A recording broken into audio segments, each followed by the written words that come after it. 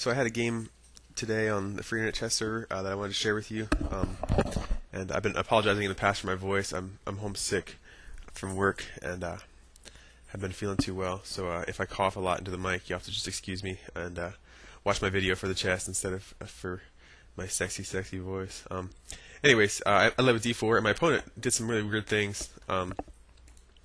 He played a6, so I played e4, h6, and obviously he's behind already. Just completely giving me the center here, and he's thinking something a little bit hyper modern, I guess, to attack from the flanks, and eventually he'll end up moving into the middle here with d5. I move ahead with e5. I don't see any point in trading. I already have a good middle. I don't see any point in giving up some more of the space in the middle, so I go ahead and just advance here to hold the center. And while I'm clearly better, I might as well maintain my good pawns.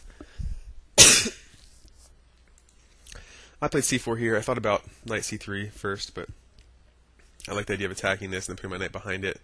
My bishop's ready to come in and defend on c4. And so my opponent right away puts a challenge to me. He pins my knight, and he wants to weaken these center pawns by removing the strong f3 knight. I played bishop to e3. I moved a little slow at this point, so I realized I had such a lead already. I didn't feel any need to rush. I wanted to defend this back pawn extra in case he found another way to attack it. Probably not a terribly good move. e6, closing up the middle. So I went ahead and exchanged here, knowing that his d pawn's going to be weak now without any support from other pawns. He's not going to be able to get his knight out of the way fast enough to get his c pawn here to defend it. This is just a good weak pawn for me to attack. So I put an attack on it right away. I'm thinking about moves like queen to b3 and then knight takes, and I've got too many attackers on this square. Notice his knight can't come out to f6 because of my e5 pawn. He'd have to come here, which blocks his bishop in. So I can move quickly and win this pawn if I try. So he pins my knight. So I ignored that pin for now, and I wanted to break this pin so this knight would be free and get ready to castle, which breaks this pin. So bishop e2 is a good move here. My opponent plays back, coming down along this diagonal, which to me is weak. He shouldn't have played out to bishop g4 back here if he was going to be willing to move his bishop again. At this point I realized that my opponent wasn't playing with a plan. He was just making moves that he's seen in books, or moves that have worked for him over the board or something. So I can tell at this point that I'm quite a bit better than my opponent. I expected to win pretty easily, but I decided I learned from my mistake about the one that got away that I shared with you before, that I can't just make bad moves when I think I'm going to win. I need to continue to make the best moves. I castled here to break that pin. My opponent played queen to d7, so now I'm thinking maybe he has ideas of attacking, sacrificing a bishop on h3 and bringing his queen over to check me, things like that.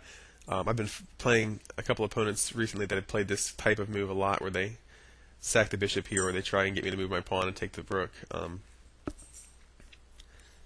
It's a little slow though. He's going to have to get his queen all the way out to g6 before he can really try those tactics, and this isn't the way to do it. So again, I'm realizing that he's not sure how to carry out his plans. I played rook e1 just to slow that down a little bit. Now you notice my knight's pinned again, and this wasn't a terribly good move either in hindsight, and I ended up having to move it back later. My opponent castles queenside, which is just odd. Again, there's no good reason to castle queenside here. There's no reason not to, I guess. But I can't think of a terribly good reason why that's a good move. He could have played knight g to e7 and castled kingside and been a little bit safer. So I play a3, attacking this bishop, and I think he may have realized at this point that the queen's coming to b3 and attacking this pawn. Now he's got two defenders here, but for some reason my opponent makes a blunder and just hangs his bishop. Now at this point, again, I mentioned I can tell that I'm a lot better than my opponent. There's no reason not to take this piece. He's thinking about some sort of attack on the king side, but obviously he can't bring his knight in here. My bishop just takes it for free. He can't put it here because my knight just takes it for free, he's going to have to maneuver his queen onto this diagonal before that would work, and even then it's just an even exchange, and I've got a lot of pieces pointing at this king side. I feel very, very safe here. His tactics with the bishop on h3 aren't going to work. So I push with the queen side. I realized that if I didn't push, this pawn hangs here to his knight, and I didn't like that. I wanted to maintain the advantage that I've already had of winning a piece. b5. Now this accomplishes two things. If he takes with his pawn, here let's do a. If he takes with his pawn, take back with my knight, and now I've got a strong attack here on the king side. Imagine if he tries to maneuver his knight out or something. Watch. Only defense. And that looks pretty good, huh? I've never made a smothered mate on the board before, so I was excited about this opportunity. So I saw this and I thought it would be fun to get that. Obviously that knight move is bad, but I mean, who knows if he'd play a pawn move and not see the smothered mate threat or something. So anyways, I was excited about that. I went ahead and played b5, baiting in to take my pawn. Notice now, I guess if he takes my pawn, I can play this right away. No, that falls to the... Nope, doesn't. The bishop's here. I won't get the mate, but he'd have to move his queen.